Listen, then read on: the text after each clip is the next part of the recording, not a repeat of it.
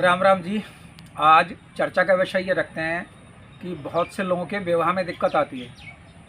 तो यदि विवाह वाला जो भाव है लगन से सप्तम सातवां वाला 7 नंबर लिखा है वहाँ नहीं, जो लगन से सातवां वाला विवाह वाला भाव होता है, अगर उसमें राहु है तो विवाह में देरी होगी, यदि उसमें केतु है तो विवाह में देरी होगी, यदि उसमें शनिचर है तो विवाह में देरी होगी।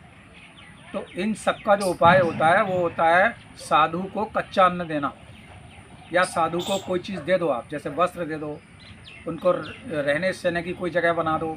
तो सब साधु किसे कहते हैं? साधु वो होता है जो कहीं मांगने ना जाता हो, आपके आगे हाथ न फैलाता हो, ज़्यादा से ज़्यादा 5 घर मांगता हो।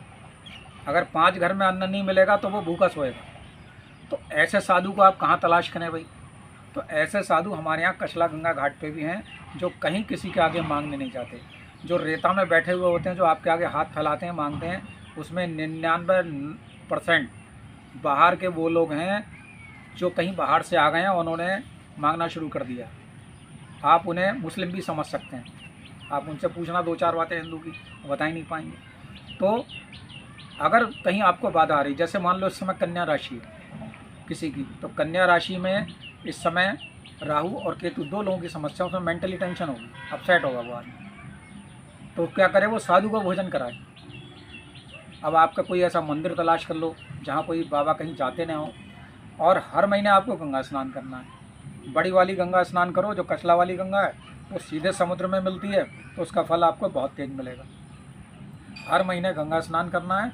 गंगा स्नान करने के उपरांत आपको किसी साधु को कच्चा अन्न देना, अन्न इतना दो जब तक वो अन्न खाएगा उसके पेट में रहेगा। अगर वो 10 मिनट भी पूजा पाठ करता है तो उसका छठा हिस्सा आपको मिल जाएगा। अगर आपने 1 किलो अनाज दिया तो भैया वो 2 दिन में ख़त्म हो जाएगा। बहुत से आश्रम ऐसे होते हैं ना जिसमें कई शाम को बाबा आ जाते हैं, मूर्ति कहते हैं उन्हें आम भाषा में। तो मान लो 5 बाबा आ गए और आपने दिया आधा किलो आटा, तो वो तो उनको लिए होगा भी नहीं। तो आप उन्हें कम से कम 5 किलो आटा दे दो। मौसम की जो सब्ज़ी चल रही है, जैसे आलू दे दो, मटर दे दो, जो भी चीज़ चल रही हो, साथ में नमक दे दो। नमक को बाबाओं की भाषा में राम रस कहते हैं, तो उन्हें नमक दे दो, मिर्चा दे दो। अब आप घी खाते हो तो घी दे दो भैया, देसी घी, और तेल खाते हो तो तेल दे दो उन्हें। अग्नि दे नहीं सकते तो इसलिए बदले उन्हें अग्नि भोजन पकाने के लिए भाई अग्नि भी तो चाहिए, उसके बदले कुछ उन्हें पैसा दे दो। और पैर छू के प्रणाम करो या हाथ जोड़ के उन्हें प्रणाम करो, ठीक है? तो इतना आप करें। ये है हमारे बाबा, पड़ोस में बैठे हैं बाबा बिमल गिरी। आप कहाँ रहते हो बाबा? हम यहीं रहते हैं, कचला घाट। ये कचला घाट पे रहते हैं, बाबा बिमल गिरी नाम है। और मैं अभी आपको दिखा दूंगा, ये जो दोनों पुल जो हैं, रेलवे का पुल और इसके बीच में एक प्रतिमा लगी हुई है। रेलवे का पुल है और सड़क का पुल, ये इन दोनों के बीच में महर्षि कौन सी? कश्यप महर्षि की एक प्रतिमा लगी है, उसके बराबर में इनका आश्रम है। तो आप इनसे पूछ लें कि बाबा हम आपको अन्न देना चाहते हैं, आप ले लोगे? और यदि ये ले लेते हैं, अब ये चाहे बाकी चिड़ियों को खिला दें, चाहे किसी को दे दें, गैया को खिला दें, आपको इससे लेना देना नहीं होता है। आपने दे दिया तो वो आपका कल्याणकारी होगा। आइए मैं इनका आश्रम दिखा देता हूँ। देखो ये है कचला गंगा घाट, ये रेलवे का पुल और ये सड़क का पुल।